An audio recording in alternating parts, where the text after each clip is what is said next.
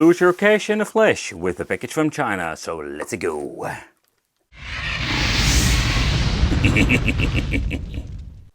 So today's video, it's more like a sad story. One of the things that happens also to me.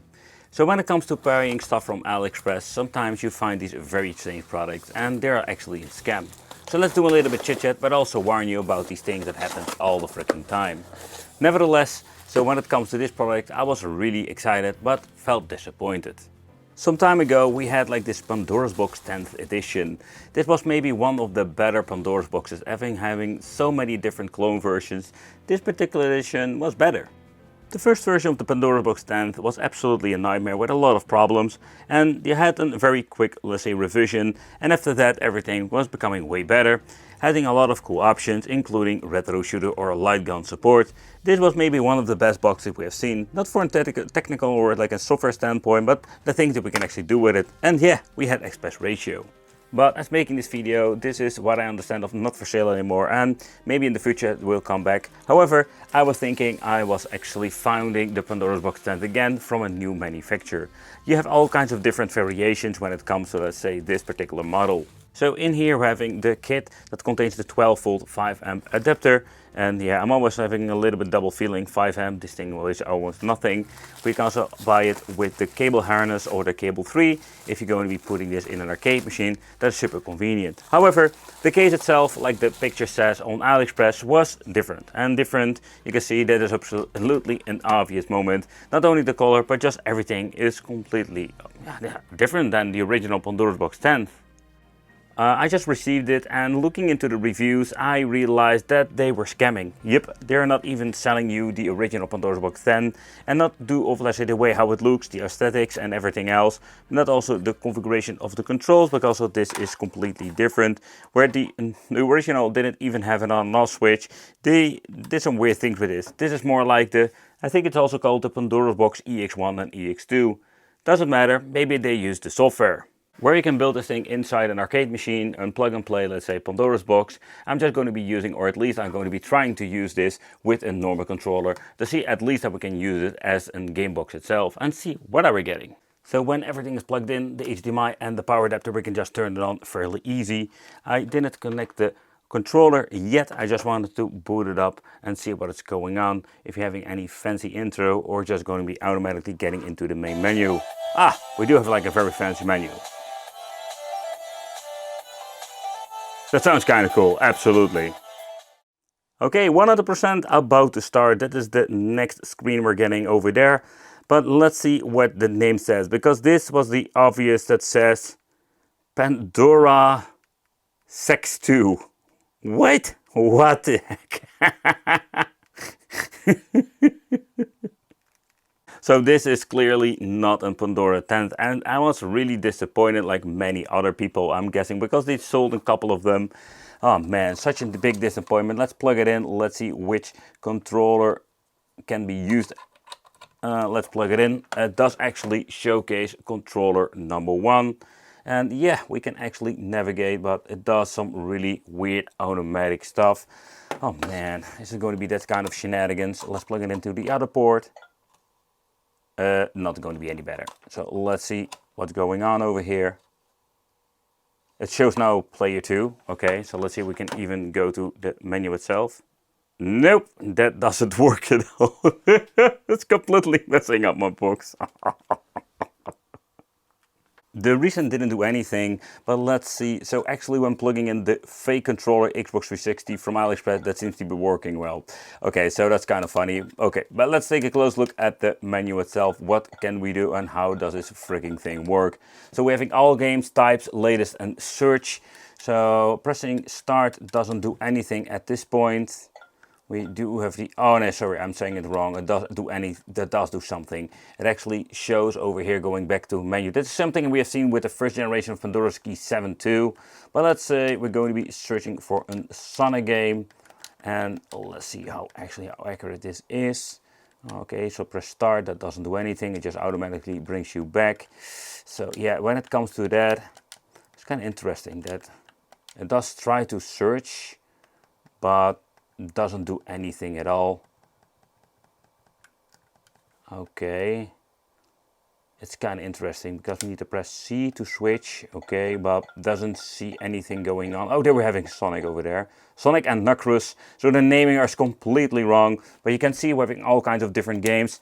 Also having some Sega Genesis on here. So let's just quickly boot something up. Let's see how fast it works. We'll also implement all kinds of features. And let's see what is in here. It does have this weird blurry filter over it, so that's one thing I can say. Well, when it comes to playing the games, everything seems to be working fine. I was just actually pressing the wrong button here. But so far, so good. Okay, the sound effects are here. So when it comes to the overall emulation of Sega Genesis, that seems to be working fine. Okay, so pressing the home button that has been mapped to there. So we can just press A, B, X and Y, but I'm guessing this is save, load, and this is exit? Yeah, okay. So there is some menu, but there is no aspect ratio. But let's take a close look at the menu itself. So pressing start, I already mentioned you're going to be into the top section over here. It's kind of messy because if you're going to be into the search bar, you need to get out of the search bar with a different button. It's absolutely a mess. But what I do like is pressing start will bring you back to the main menu. So having all games is this one massive list. I think they stated like 40,000 video games on this box, but are actually like 8,879, so that's not a lie. But how does the types work? So going to the type, so over here we having to the right having the N64, PlayStation Portable, and this is the PlayStation 1. We having a Dreamcast emulator implemented with the Dreamcast Mega Drive. What kind of naming? Wow, they completely messed up the naming with only having Mega Drive 0. Oh, there we go. But next up, we're having some MAME, Final Burn Alpha, and here the Famicom, Game Boy Advance, PC Engine, and wow, look at this list. Whoa, this is one mess. There is no video, no picture, nothing. Oh, this is one hot mess, you know, this is absolutely horrible. Super Famicom, the same shenanigans, but not that crazy. Well, what is kind of interesting, we're going to be looking at the alphabetic order. What happened to that, you know? It's kind of weird. And then we have the favorite. That's it. That's the only thing. But let's get into some stuff. Let's start off with some gaming and let's see what we can actually do, how it is with the overall emulation performance. Mupen 64 Plus is actually running on the background. It actually showed that it automatically gets into the title, so you don't need to get all of the annoying stuff going on. I mean, particularly when it comes to that, you know, intros that take forever in Mortal Kombat 4. Let's see, let's get into the menu. Okay. So far everything seems to be configured correctly. Also the A and B button and everything else.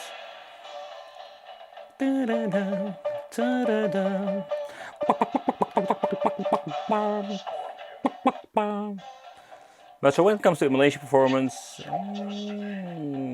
okay.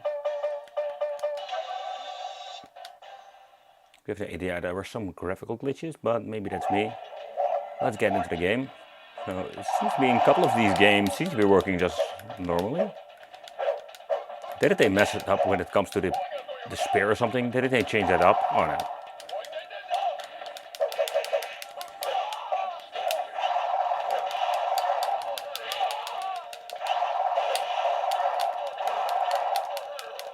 But so far, it's quite responsive when it comes to, let's say, the controller part.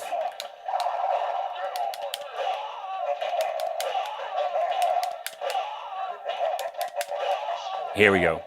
Ultimate cheesy mode. But that's it work fine. Pressing select start will give you the same menu like before. Going exit.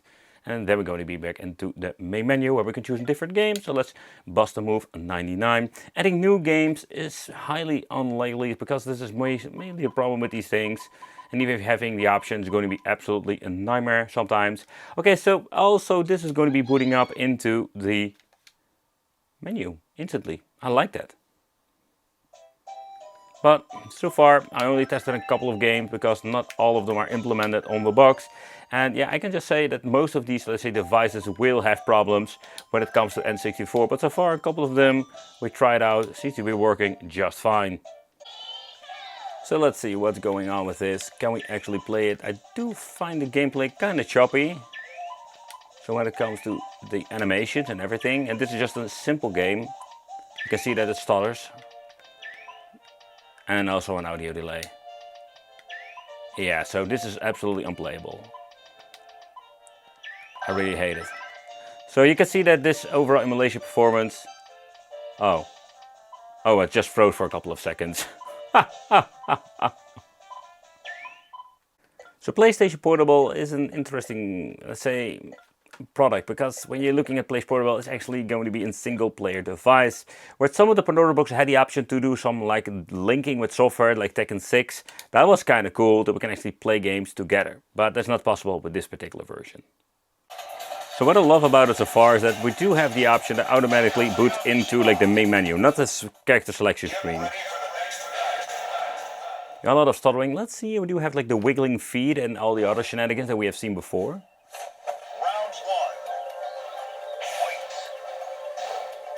So far this has no problem whatsoever when it comes to that. We have the stutter like always. So pressing select to start will give you actually nothing. Pressing the home button does, but it's kind of interesting, there's no way of getting into the PSP emulator so far. I've tried out. No shuttle buttons, everything has been locked out. Yeah, this not runs on the full speed. Most of the time they implement, let's say, frame skip. But so far, this seems to be kind of playable. So you've seen with Mortal Kombat 4 on the N64, but also with Puzzle Bobble. Some games run great, some have problems.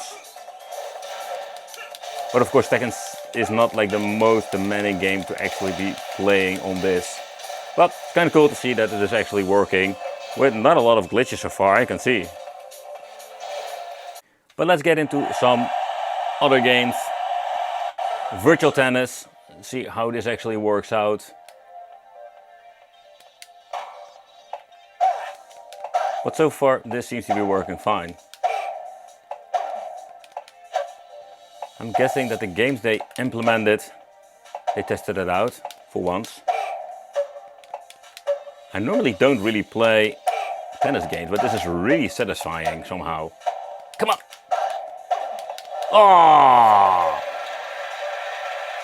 So moving to the PlayStation 1, and there is no PlayStation 2 compatibility. So far as making this video, is no, let's say, any of these Pandora's boxes have that.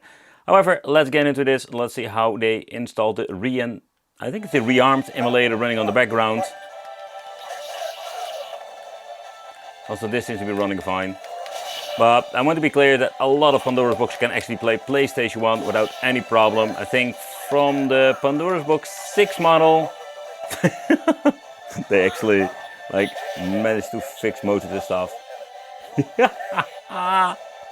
Oh, this goes great.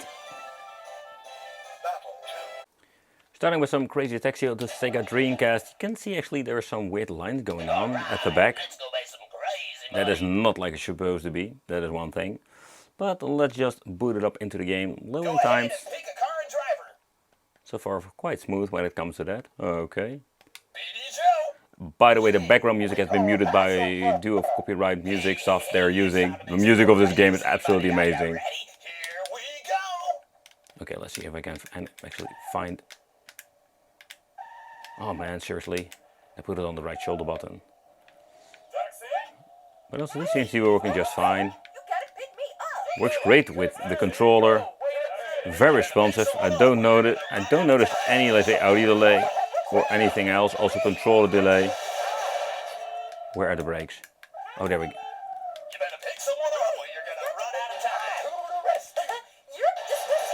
But so far everything seems to be working fine. And that is absolutely one of those many things that I love to test out. With the simple reason, we have seen a lot of bad emulation of Sega Dreamcast on these cheap game boxes. But I'm surprised how good actually this works.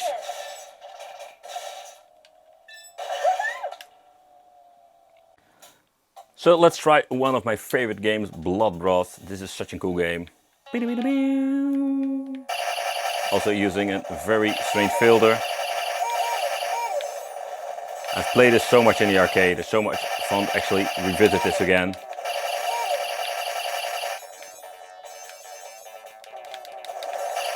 But so far I don't hear any problems with the audio itself, because that's one of those problems I've noticed throughout testing all of these emulator thingies going on.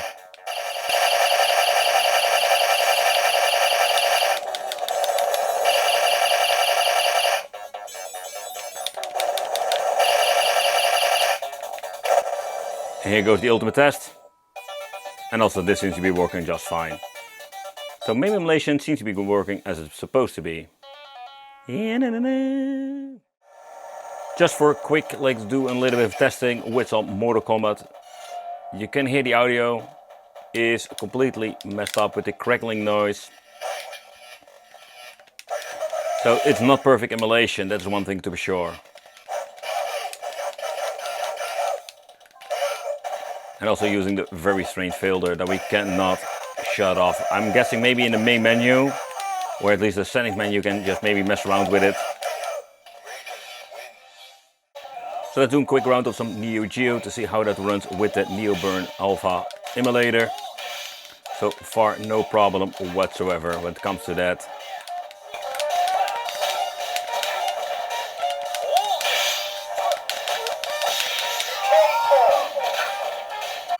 But you really need to look into the search function if you want to search, actually want to find a game, because I've noticed is that when you're going to be looking into, let's say, Neo Geo, they have been split up into the main list and the Final Burn Alpha list. That's kind of weird. So you need to use the freaking search engine. I'm glad that seems to be working fine. I was looking into the Viewpoint game.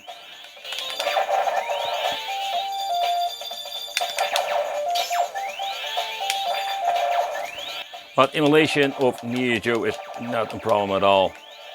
So even where this isn't a fake box or not the one that they promised us, this seems to be working just fine.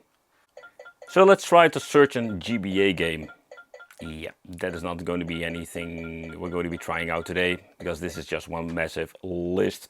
Moving on to the PC Engine is the same shenanigans, but the Super Famicom seems to be having a normal list, so let's check it out. Oh man, they also did that here. Oh, what a mess this freaking box is in many different ways. That is one thing to be sure. But you can find the weirdest stuff when it comes to Super Famicom with some battle soccer some kind. You know, they made the most craziest, like say, games when it comes to that. Can even do some freaking power moves. Oh, and they just gave the ball away. And they made a goal. Yeah, of course. So let's get into the setting by pressing this button over here. And here we're getting the similar stuff that we have seen before. So over here we're having the coin has been set to free because we're using this for free play.